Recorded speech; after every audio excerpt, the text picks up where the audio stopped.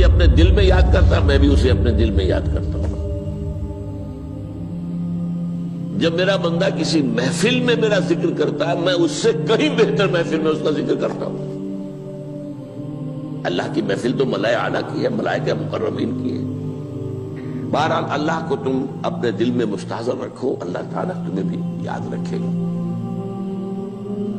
دوبارہ فرمایا احفظ اللہ تجدہ امامک تجاہک، اللہ کو یاد رکھو تو اپنے سامنے موجود پاؤ گے، جب چاہو دعا کرو تو احفظ اللہ تجدہ امامک یا تجاہک، اپنے سامنے موجود پاؤ گے۔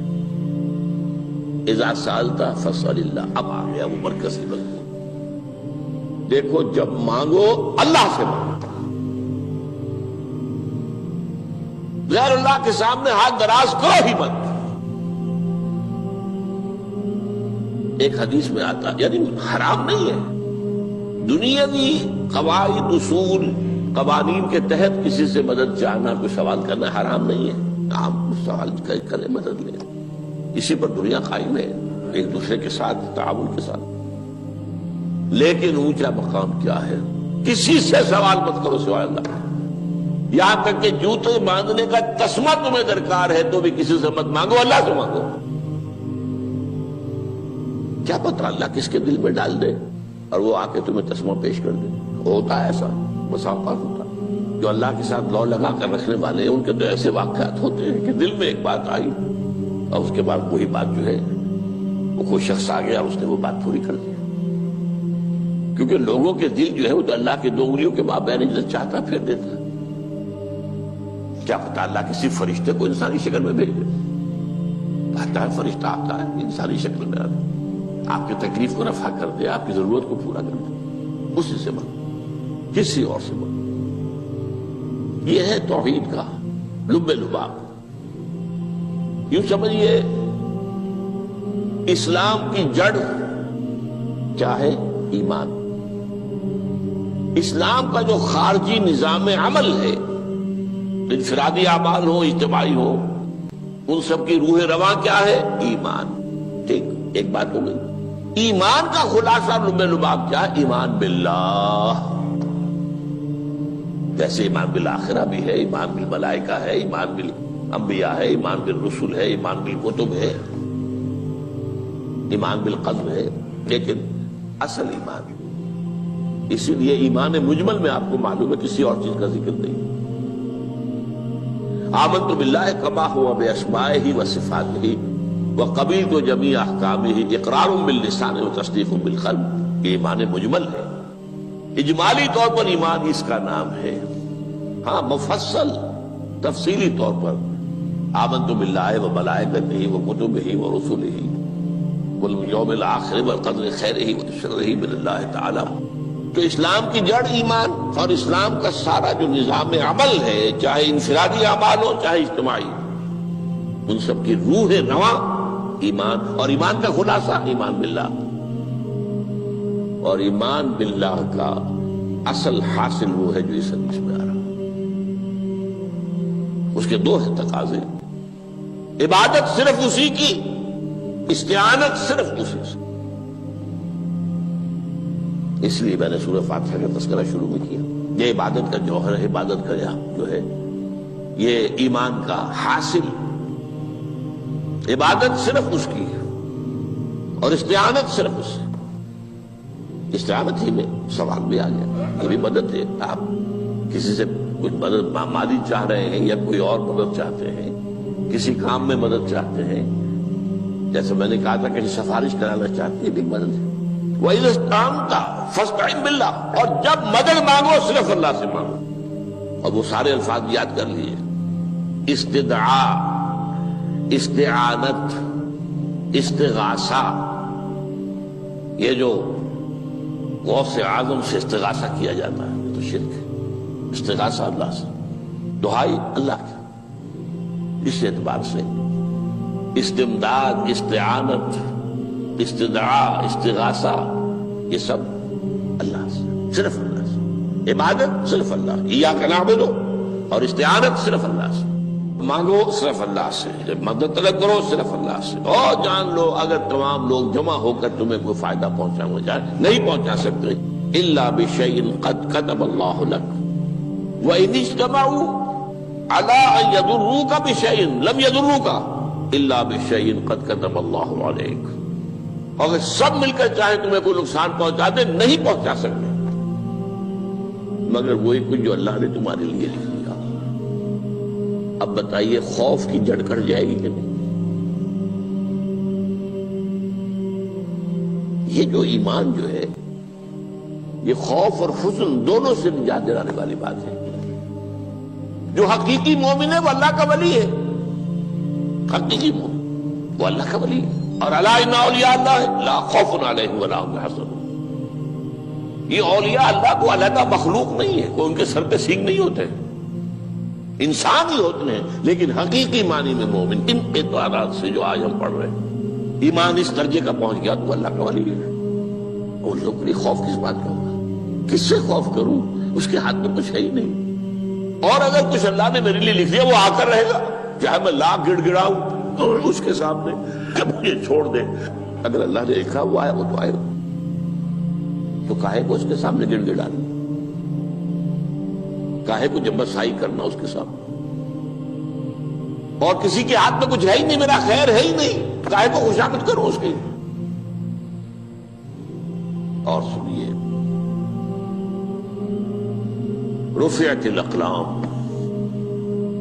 دیکھو نوجوان، قلمیں اٹھا لی گئی ہیں، وجفت الصحف،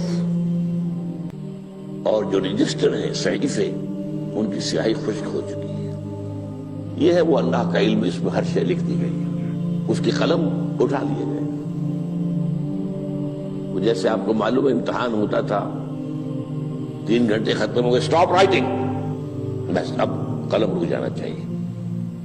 وہ قلم تو تقدیر کا کاتب جو ہے وہ قلم اس کا اب اٹھا لیا گیا، اور جو صحیفے جن پر کہ لکھا گیا وہ خشک ہو گئے۔ یہ تو روایت ہے جو امام ترمذی نے جس کو روایت کیا، یہ متن ان کا ہے جو ہم نے پڑھا ابھی، اور ان کا قول یہ ہے کہ یہ حدیث حسن صحیح ہے، لیکن یہی روایت اور انہی راوی سے عبداللہ ابن عباس سے رضی اللہ تعالیٰ عنہما اور بھی محدثین نے کی ہے، تو اس میں سے ایک اور متن جو ہے وہ یہاں پر امام نووی نے دے دیا ہے۔ احفظ اللہ تجدہ امامک، یہ تو پہلا وہ ٹکڑا تھا، وقت تو جاہک تھا، یہاں امامک ہے، امام مطلب ایک ہی ہے، اپنے سامنے پاؤ گے۔ اللہ کی حفاظت کرو، اللہ کو دل میں، اللہ کی یاد کو محفوظ رکھو، گویا کہ اللہ کو مستحضر رکھو۔ ذکر اللہ کے معنی کیا ہے؟ استحضار اللہ فی القلب، یہ ذکر اللہ ہے۔ جنہیں ہم ذکر سمجھ بیٹھے ہیں وہ ذکر کے ذریعے ہے۔ اقیم الصلاۃ لذکری، نماز قائم کرو میری یاد کے لیے، نماز ذریعہ ہے یاد کا۔ یہ علیحدہ بات ہے کہ آپ نے 17 رکعتیں بھی پڑھ لی ہو عشاء کی اور یاد آپ کو آئی ہی نہیں کوئی، آپ تو ایک میکینیکل انداز میں جو ہے وہ اٹھک بیٹھک کر رہے ہیں اور آپ کی زبان سے کچھ بھی نکل رہا ہے، تو اس کا آپ کے شعور سے، دل کی گہرائی سے کوئی رابطہ ہے ہی نہیں، وہ ذکر تو نہیں ہوا۔ ہاں نماز فرض تھی وہ ادا ہو گئی، آپ کی فرض ادا ہو گئی۔ تو جنہیں ہم نے ذکر سمجھا وہ ذرائع ذکر ہے، اللہ اللہ، سبحان اللہ سبحان اللہ زبان سے، یہ تاکہ اس کے نتیجے میں وہ ذکر حاصل ہو جائے۔ استحضار اللہ فی القلب، ذکر کے معنی ہے استحضار اللہ فی القلب۔ تعرف الی اللہ فی الرخاء، اور دیکھو کشادگی کے وقت میں تم اللہ کو یاد رکھو، اللہ کی طرف رجوع کیے رہو، بھول نہ جاؤ۔ وہ نہ ہو جو کبھی کہا تھا، بہادر شاہ ظفر کے اشعار میں سے بہت زور کا شعر ہے، ظفر آدمی اس کو نہ جانیے چاہے کتنا ہی ہو فام و زکا، جسے عیش میں یاد خدا نہ رہی، جسے تیش میں خوف خدا نہ رہا۔ وہ ہے کشادگی کی حالت میں، جبکہ تمہارے لیے کشادگی ہے، اللہ کی طرف رجوع کیے رکھو۔ یعرف کا فی الشدہ، تو اللہ اپنی توجہ تم پر رکھے گا شدت کے وقت میں، جب تمہیں کوئی تکلیف ہے اس تکلیف کو تم پر آسان کر دے گا۔ تکلیف تو آنی ہے، جو لکھی ہوئی ہے وہ تو آئے گی، لیکن یہ کہ اللہ تعالیٰ اس کی شدت کو، ایک ہی چیز ہے جس کو ایک انسان بہت شدت کے ساتھ محسوس کر رہا ہے، دوسرا آدمی اتنا نہیں محسوس کر رہا ہے، احساس کا معاملہ ہوگا نا۔ وہ تو اصل میں اگر انسان کی نرز کٹی ہوئی ہے تو احساس ہوگا ہی نہیں، سر سے نہیں ہوگا۔ تو اس اعتبار سے اللہ تعالیٰ تمہارے لیے اس شدت کی کمی کر دے گا۔ وَاعْلَمْ أَنَّمَا أَخْطَأَكَ لَمْ يَكُنْ لِيُصِيبَكَ، اور جان لو جو چیز تم سے چھوٹ گئی ہے، رہ گئی ہے، وہ ہرگز تمہیں ملنے والی نہیں تھی۔ اب آپ نے کسی ملازمت کے لیے درخواست دی ہے، درخواستیں مانگی گئی ہیں، اپنی سی محنت کر لی، نہیں ملی ملازمت، اب آپ بیٹھے ہوئے افسوس میں، رنج میں، غم میں، فلاں نے یہ کر دیا، فلاں نے یہ کر دیا، وہ فلاں جو ہے بڑی تکڑی سفارش لے آیا تھا، فلاں نے رشوت دے دی۔ چھوڑو میاں اس کو، وہ تمہارے لیے نہیں تھی۔ کاہے کو اپنے ذہن کے اندر یہ کھچڑی پکا رہے ہو بیٹھے ہوئے؟ خواہ آپ شاید سوء ظن میں بھی مبتلا ہو رہے ہو، کسی نے نہ رشوت دی اور آپ سمجھتے ہو کہ رشوت دی ہے اس نے۔ یہ ساری چیزیں جو ساری سیئات، ان کی جڑ کٹ جائے گی۔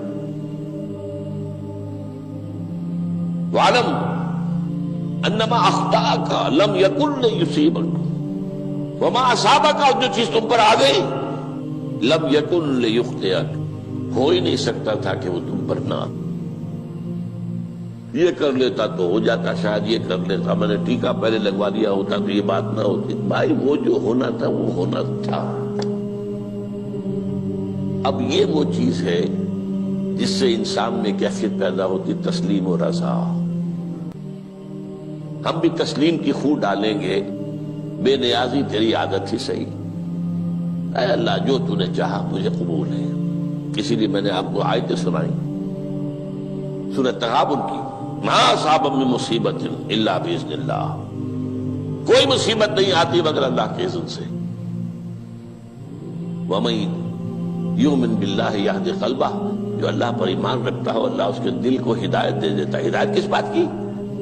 تسلیم و رضا۔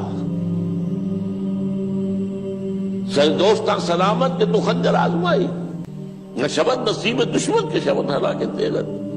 اے اللہ تیری طرف سے ہے، مجھے قبول ہے، اور بظاہر مجھے تکلیف ہو رہی ہے لیکن یقیناً اس میں میرا کوئی خیر ہے۔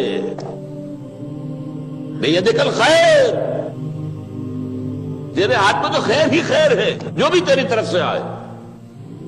سر تسلیم خم ہے جو مزاج یاد میں آئے۔ اور یہ مضمون جو ہے زیادہ بڑے پیمانے پر سورہ حدید میں آیا ہے۔ ما اصاب من مصیبت فی الارض ولا فی انفسکم الا فی کتاب من قبل ان نبرأہا، کوئی مصیبت نہیں آتی نہ تمہاری جانوں میں نہ زمین میں، زمین میں زلزلہ آ جانا، سیلاب آ جانا، کچھ اور زمین کا دھنس جانا، یا یہ ہے کہ تمہاری جانوں میں کوئی بخار ہو گیا، کوئی اور تکلیف ہو گئی، اچانک معلوم ہوا کہ انسان جو کینسر ہے، اور کینسر بھی اب 3rd سٹیج کو پہنچ چکا ہے، لیکن جو بھی آیا ہے وہ اللہ کے علم کی کتاب میں پہلے سے لکھا ہوا ہے۔ فی کتاب من قبل ان نبرأہا، یہ کتاب میں درج ہے اس سے پہلے کہ ہم اسے ظاہر کریں۔ اس کا نتیجہ کیا نکلنا چاہیے؟ لیکن لا تأسوا علی ما فاتکم ولا تفرحوا بما آتاکم، افسوس نہ کیا کرو جو تم سے جاتا رہے، چھوٹ جائے، کوئی عزیز فوت ہو گیا، کوئی موقع ہاتھ سے نکل گیا، ارے بھائی میں چوک گیا، بڑا موقع تھا، اب اس پر افسوس کر رہے ہیں۔ نہیں، جو چیز لیکن لا تأسوا علی ما فاتک ولا تفرحوا بما آتاک، جو اللہ تمہیں دے دے اس پر اتراؤ مت۔ وما اصابک لم یکن لیخطئک واعلم ان النصر مع الصبر، اور جان لو اللہ کی مدد صبر کے ساتھ آتی ہے، جو آئے اس کی طرف سے جھیلو، زبان پر کلمہ شکوہ اور شکایت نہ آئے، اللہ سے شکایت نہ آئے، تسلیم و رضا، جو تیری رضا ہے۔ تیری صحت ہمیں منظور ہے لیکن اس کو، مولانا محمد علی جوہر ایک مرتبہ جیل میں گئے، ایک بیٹی بیمار ہوئی، فوت ہو گئی، اس کے بعد دوسری مرتبہ پھر جیل میں گئے، دوسری بیٹی کو وہی بیماری ہوئی، جیل میں اطلاع ملی کہ بیٹی کو یہ بیماری ہو گئی ہے، تو خط لکھا ہے اشعار کی شکل میں، کا آخری شعر یہ ہے: تیری صحت ہمیں منظور ہے لیکن اس کو نہیں منظور تو پھر ہم کو بھی منظور۔ ہم تو چاہتے ہیں میں بیٹی کے تجھے شفا ہو جائے، اسے منظور نہیں تو پھر ہمیں بھی بتا۔ وَاعْلَمْ أَنَّ النَّصْرَ مَعَ الصَّبْرِ وَأَنَّ الْفَرَجَ مَعَ الْكَرْبِ۔ فرج، فراخی، کھل جانا کسی چیز کا، یہ ہے کرب کے ساتھ، تکلیف کے ساتھ، تکلیف ہوتی ہے ساتھ۔ اللہ نے قانون بنایا ہے دنیا کا۔ اب آپ اندازہ کیجئے بچے کی ولادت میں ماں کو کتنی تکلیف اٹھانی پڑتی ہے۔ آج کل تو فیشن ہو گیا ہے، سیدھے سیدھے جاؤ، آپریشن کراؤ، تکلیف سے بچ جاؤ، لیکن یہ ہے کہ یہ بھی آپ کے علم میں ہوگا، وہ ساری تکلیف جیسے ہی بچے کو لا کر ماں کے برابر لٹایا ہے، ساری تکلیف ختم، پھر جو راحت اس سے میسر آتی ہے۔ ان الفرج مع الکرب وان مع العسر یسرا، اسی لیے میں نے وہ آیتیں بھی پڑھی تھی، ان مع العسر یسرا، ان مع العسر یسرا۔ اس دنیا میں یہ اللہ نے نظام بنایا ہے، سختیاں جھیلنی ہی ہوں گی۔ لقد خلقنا الانسان فی کبد، ہم نے انسان کو پیدا کیا مشقت کے اندر، مشقت تو کرنی پڑے گی۔ کسی کی جسمانی مشقت زیادہ، کسی کی ذہنی مشقت زیادہ، مشقت سے چارہ کسی کو نہیں۔ تو یہ ہے ان مع العسر یسرا، ان مع العسر یسرا۔ بارک اللہ لی ولکم فی القرآن العظیم ونفعنی وإیاکم بالآیات